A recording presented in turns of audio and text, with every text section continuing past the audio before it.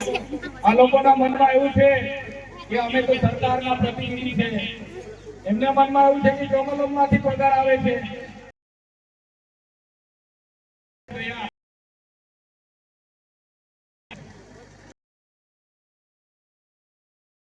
સમસ્યાઓ ઘણી છે। અમે જોયું કે આઝાદી થઈ, દેશની આઝાદીના 10 પણ આપણો દેશ આઝાદ થયો ને 78 વર્ષ થઈ ગયા। 78 વર્ષ થઈ ગયા। આજે પણ આદિવાસી સમાજ હોય, દલિત સમાજ હોય, ગરીબ વંચિત, पिछड़ा के ओबीसी समाज हो,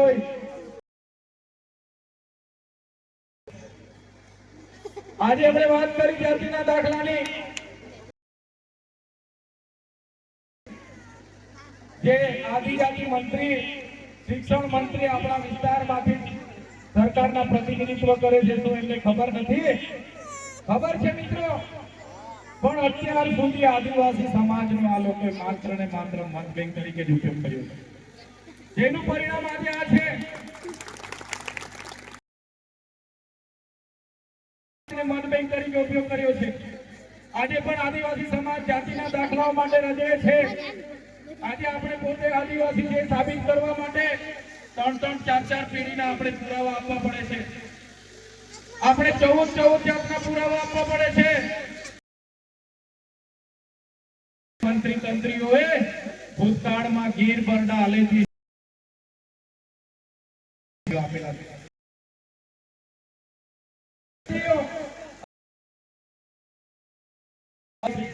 અને ભોગતા આપે છે। શું સાબિત કરવા માંગે છે આ સરકાર? આઝાદીના 78 વર્ષ પછી પણ આજે પણ આદિવાસી સમાજ કરવામાં આવે છે। આજે મોટા મોટા બના વિસ્તાર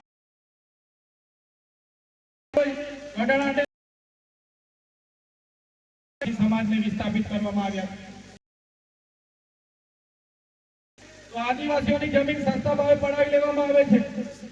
આજે બુલેટ ટ્રેન હોય, રેલવે હોય, નહેરો હોય, જીઆઈડીસી હોય કે જીએમડીસી હોય, આદિવાસી સમાજની જમીનો આજે પડાવી લેવામાં આવે છે। આજે આદિવાસીની જમીનો ફ્રી સરકાર કરી લેવામાં આવે છે। આજે 73 ડબલ એની જમીનો કલેક્ટરો બારોબાર ફ્રી સરકાર કરીને સરકાર હસ્તગત કરી લે છે। આજે સરકારી કરાબા હોય, સરકારી પડતર હોય, એ આદિવાસીઓની જમીનો હતી। ભૂતકાળમાં આદિવાસીઓ શિક્ષિત નહોતા, એટલા માટે જ આ સરકારે ફ્રી સરકાર કરીને આજે પડાવવા લાગી છે। મિત્રો, આ પૂંજીપતિ ઉદ્યોગપતિઓની નજર આપણી જળ જંગલ જમીનો પર છે। આજે આપણે એક નહીં થશું તો આવનાર ગુમાવવાનો વારો આવે। છત્તીસગઢમાં આજે ઝારખંડમાં જોઈ લો તમે આદિવાસી દલિત સમાજનો શું હાલત છે। આજે બસ્તરમાં તમે જોઈ લો આદિવાસી સમાજની શું હાલત છે। આજે દેશનું અડધું લશ્કર ઓડિશા, છત્તીસગઢ અને ઝારખંડમાં આદિવાસીઓ સામે લડે છે। કેમ લશ્કરને આદિવાસીઓ સામે લડવાની જરૂર પડી? કેમ કે ત્યાં આપણી જમીનો છે, જમીનોની અંદર ખનીજો છે, પાણી છે, લાકડું છે। અદાણી જેવા ઉદ્યોગપતિઓને આ સરકાર આપી રહી છે। આજે હસ્તેવ જેવું જંગલ કપાઈ રહ્યું છે। બસ્તરમાં રહેલા આજે આપણા આદિવાસીઓ ઉજળી રહ્યા છે। એટલા માટે અમે કહીએ છીએ કે તમે, અમે ગામિત છે, અમે ડામોર છે, અમે બારિયા છે, કેટલાક રાઠવા છે, અમે વસાવા છે, કોઈ કે અમે ચૌધરી છે, અમે ગામિત છે। અલગ અલગ રીતે આપણે લડતા રહીશું તો આવનારા દિવસોમાં બચી કુચી જમીનો પણ આ લોકો જીવી લેશે। દિવસો દૂર નથી મિત્રો। સાથીઓ, આઝાદીની લડાઈ તમે ઇતિહાસ જોઈ લો। આપણા વીર જવાનો, આપણા શહીદો, આપણા ભૂવર્જોએ, આપણા પૂર્વજોએ યોગદાન આપ્યું છે। દેશના વિકાસમાં આટલું બધું યોગદાન આપણે આપતા હોય અને જ્યારે દેશમાં અમૃતકાળ ચાલતો હોય તો કોની આઝાદી ચાલે છે, કોનો અમૃતકાળ ચાલે છે? માત્ર ને માત્ર ઉદ્યોગપતિઓનો અમૃતકાળ ચાલતો એવું લાગે છે। એટલા માટે કહીએ છીએ મિત્રો કે સરકાર જાણી જોઈને આદિવાસીઓ સાથે ભેદભાવ કરી રહી છે। એની સામે આપણે એક થવાની જરૂર છે। કોણ ડામોર, કોણ પારગી, કોણ રાઠવા, કોણ બારિયા, કોણ ગામેથી, કોણ વસાવા, કોણ ચૌધરી, કોણ ગામે, કોણ તળવી એમ કરીને આપણે લડાવવાનું નથી. આપણે આપણી આદિવાસી તરીકેની આપણી અસ્મિતા બચાવવા માટે બહાર આવવા માટે તૈયાર થઈ જવું પડશે. આજે અમે ધારાસભ્ય બન્યા છે.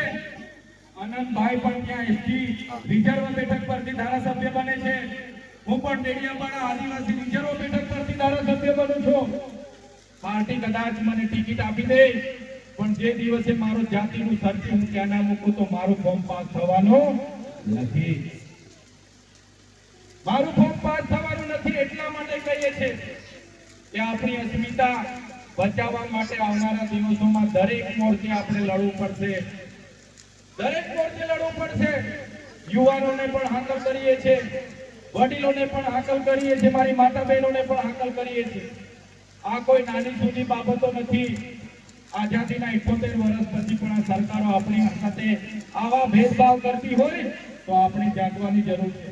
માત્ર મત બેંક તરીકે ચૂંટણીઓમાં ઉપયોગ કરે છે આ સરકારો. એટલા માટે જ અમે તમને કહીએ છીએ, આ કલેક્ટર કોણ છે? કલેક્ટર હોય કે ધારાસભ્ય હોય, અમે બધા તમારા પગારના, તમારા ટેક્સનો પગાર લેતા હોય, અમે બધા જ તમારા નોકર છે. એટલા એ દિવસો તમે જાગીને જશો, એ દિવસે આવા અધિકારીઓને ભાન આવશે. અગર આપણે નહીં જાગીને આપણે નહીં પૂછીશું તો ક્યારે ભાન આવવાનો નથી. અત્યાર સુધી આપણે સાહેબ સાહેબ કરીએ છીએ. સાહેબ કરીને જ એમને આપણે સાહેબો બનાવ્યા છે. તો આ કલેક્ટરની ભાષા તમે જોઈ લો. આદિવાસીઓ પ્રત્યે આ કલેક્ટરની ભાષા દલિતો પ્રત્યે જોઈ લો. એ કલેક્ટરે કીધું ऐसे लोगों को तो चंपल से मारना चाहिए, हरामी साले. જાહેર મંચથી એક કલેક્ટર આવી ભાષા બોલતી હોય તો તમે વિચાર કરો એ લોકોની મનમાં કેવી માનસિકતા હશે. એટ્રોસિટી એ કોઈ કલેક્ટરના બાપે આપેલી મહેરબાની નથી. એટ્રોસિટી આપણા બાપ બાબા સાહેબ આંબેડકરની દેન છે. એને બચાવવા માટે આવનાર દિવસોમાં લડી છે. જો ગુજરાત સરકાર ગંભીરતાથી આ કલેક્ટર પર પગલા નહીં લે, આ કલેક્ટર પર શાખાકીય તપાસ નહીં કરે, ખાતાકીય તપાસ નહીં કરે, તો આવનારા દિવસોમાં કલેક્ટર કચેરીનો ઘેરાવ કરવા માટે પણ આપણે બધા તૈયાર રહેવું પડશે. ભૂતકાળમાં અમારા કેવડિયાના સીઓ દિનેશ દુબે હતા. એને આદિવાસીઓને જંગલી, નંગે ઘૂમને વાલે, પહાડો में रहने वाले એવી ભાષાનો ઉપયોગ કર્યો હતો. ત્યારે અમે એમને ભાન અવડાવી દીધું હતું. આનંદભાઈ પટેલ થી માંડીને અમે બધા ત્યાં ઉમટી ગયેલા. એ કલેક્ટરને ત્યાંથી અમે ભગાડી દીધો હતો. ત્યારે મહીસાગરના દલિત, આદિવાસી, પીછડો, વંચિત, ગરીબ તમામ લોકોને હું કેમ છું, આ કલેક્ટરને પણ ભાન અવડાવવા માટે 6 તારીખે બધાએ તૈયાર થઈ જવાનું છે. આજે સંવિધાન દિવસ છે. અમે 3 ધારાસભ્યને મળવા ગયા. ત્યાં અધિક નિવાસી કલેક્ટર 144 લગાવી દીધી. કેમ ભાઈ 144 ની શું જરૂર પડે? શું અમે નક્સલવાદીઓ છે? શું અમે આતંકી પ્રવૃત્તિઓ કરવા આવ્યા છે? એટલા માટે કેમ છું, આવા નિવાસી કલેક્ટરોને